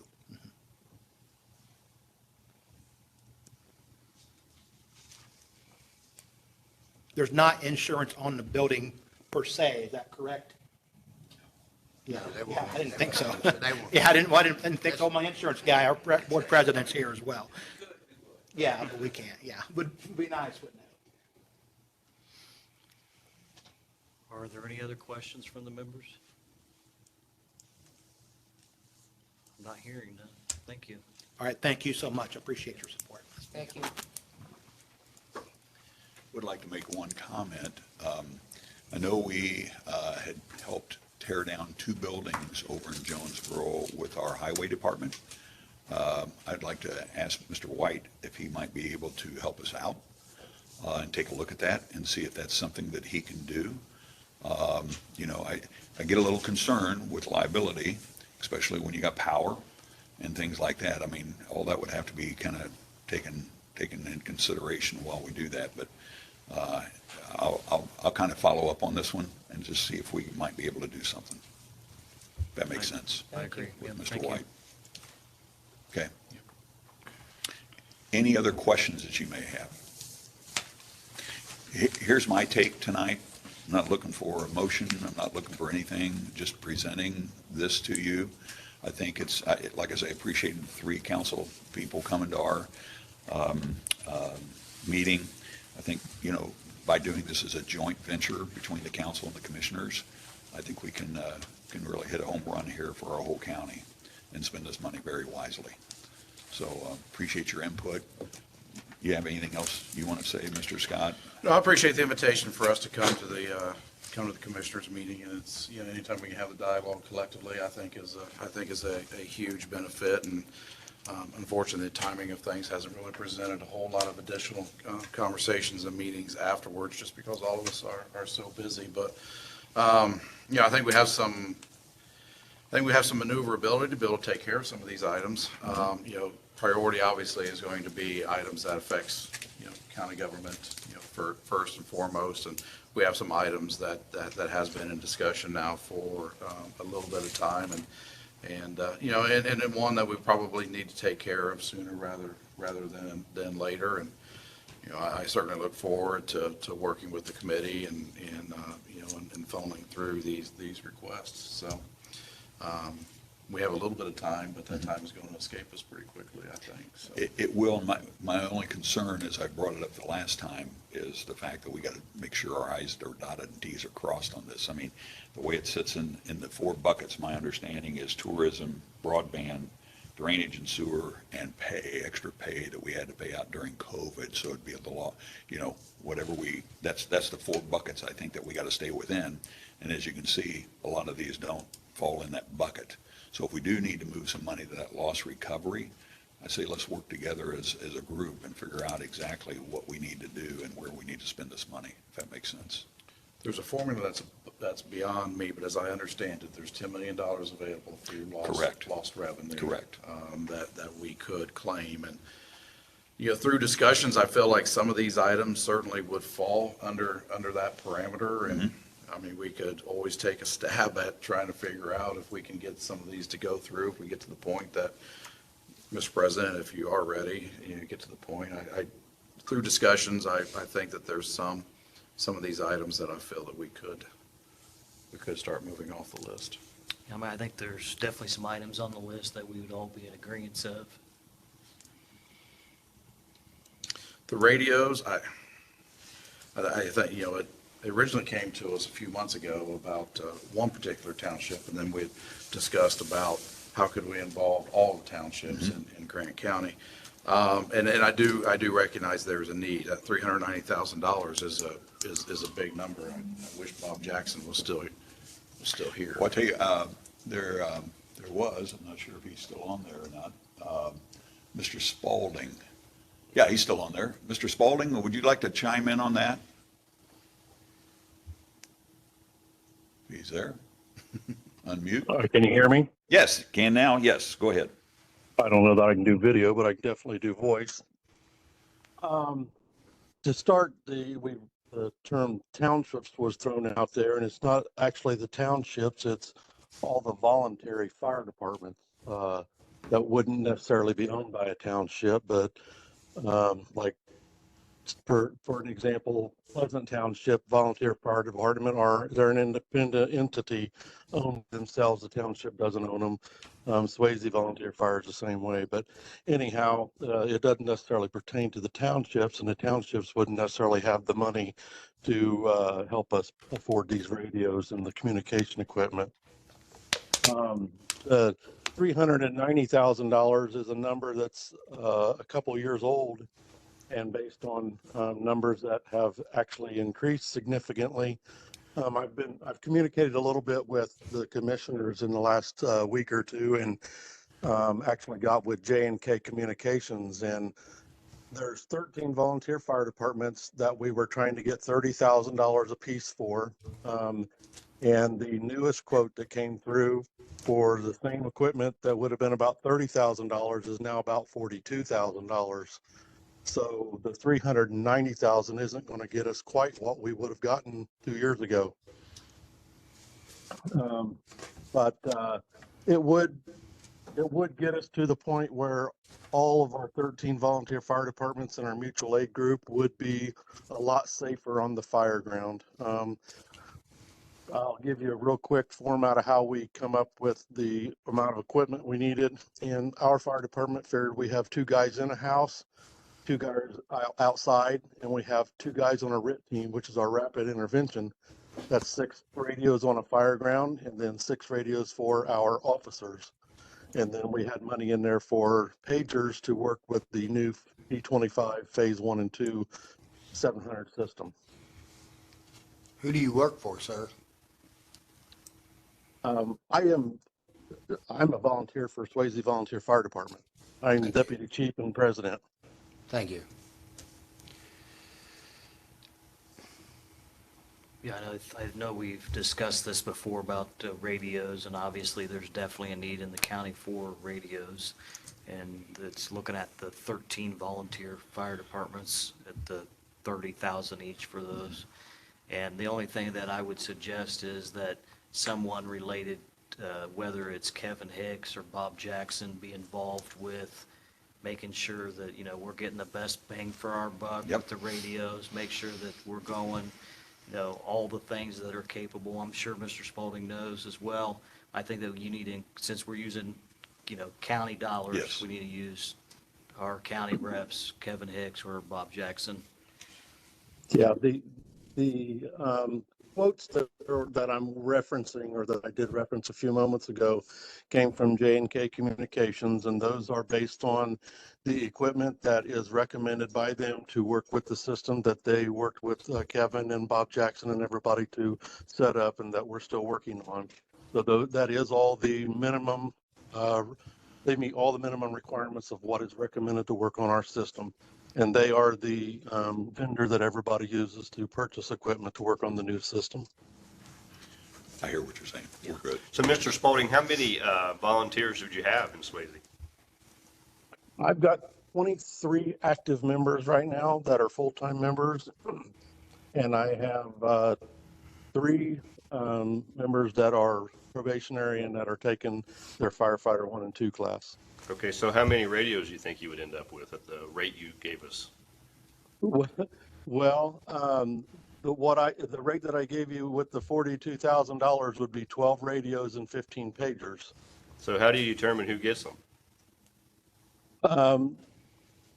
What we have done, we've actually put ourselves in debt, and we went and borrowed money to buy radios because we have a special situation where we work with Miami County, Wabash County, Howard County, and Madison County. And in order to be able to communicate with those neighboring counties, even converse, we had to have 800 megahertz radios. So we went out on a limb and went to the bank and borrowed money. We purchased 20 radios. Initially, we purchased 12. That was the 6 for the guys on the fire scene and 6 for our officers who are allowed to report to a scene without going to the fire station first. Well, I've talked to Center Township, and they told me that they only need about $10,000 to update their radios. They don't need new radios. They need them updated. Center. And I'm on Center Township Board. Okay. And I've communicated, and unfortunately, you guys haven't been in on those communications. I expressed to Commissioner Wright and Bardsley and that the needs of each individual fire department may not be the same.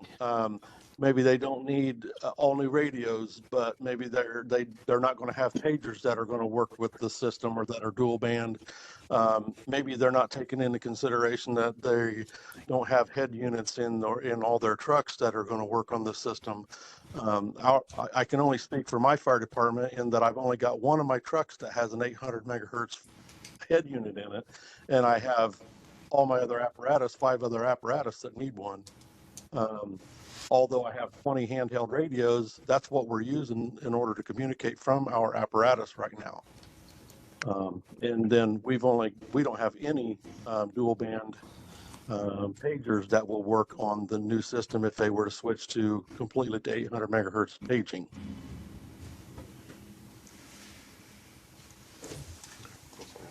I think that's probably where a lot of the fire departments they're overlooking the situation, is that eventually the VHF paging and everything is going to be extinct, and we're going to have equipment to work on that system. Thank you. Yeah, I understand that. I was just trying to get to like more details. I think the more you've got 13 different townships, and if you got volunteers and all these different things, I think that we got to get into more details if we're going to throw out $390,000. Because you still have an opportunity where you're going to have some shortfalls if we don't know the details. I appreciate Mr. Middlesworth's idea. I mean, we really need to get with Kevin and Bob and really have them work over the numbers and massage all that. So again, we're just kind of going by what we've been told, the request, and this is where the rubber meets the road, is when we kind of get into all these things and figure out exactly what we have to work with. Are there any other questions?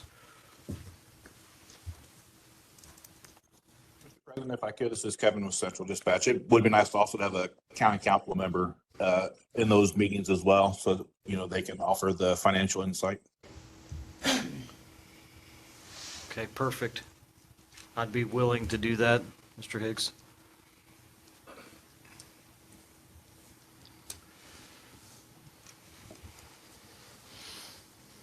Any other questions? Any other questions?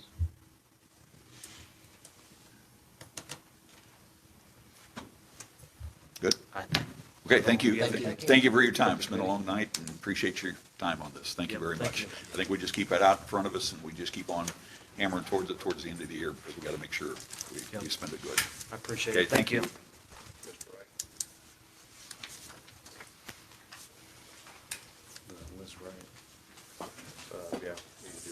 Yeah, the next item on the agenda is the local alcohol and tobacco board appointment. We received only one application, I believe. Is that correct, Angie? I haven't seen any, but I may say I've seen the one from Liz Wright. Okay. Yeah, we published it. She would be a reappointment. I would just say, let's cover ourselves and reappoint her. So moved. I have a motion from Mr. Connor, a second from Mr. Perez to reappoint Liz Wright to the local alcohol and tobacco board. Any other questions or comments from the members? Public input? A roll call, please. Mr. Yes. Yes. Aye. Yes. Aye. Yes. Motion carries. I believe that concludes the new business. We'll move on to reports, resolutions, communication, general discussion, committee reports from the members. I know, you know, talk about anything related to the jail study committee? Or do we need to create a jail study committee? Yeah, in the joint session that we had with the commissioners, there was a lot of discussion, obviously, that came up in regards to our jail and the possibility of even utilizing the ARPA funds for that jail. There has been some additional conversations that has taken place, some very encouraging conversations that's come out, that has included actually myself and Mr. Stewart from the commissioners and Mr. Garcia from the from obviously the sheriff's department. Some very encouraging dialogue that has come out of that I'm really encouraged the direction that you know, we possibly can go to help alleviate this problem. And one of the suggestions was brought up was the establishment of a jail review committee, that both the council and the commissioners would establish that committee to continue with discussions of the jail overcrowding and options that we have available, you know, before us to continue that discussion. So I guess, I mean, as the president, I'll create the jail study committee review and name you as the chairman. Okay, thank you. Appoint you as the chairman. Does that work for you? I will take that on, yes. I appreciate that. I think I informally was given the chair of the ARPA committee at the joint session, so. You're a good chairman. Why not? So, are there any other questions or comments? Our next regular meeting's Wednesday, March the 20th, 2024. Meeting adjourned.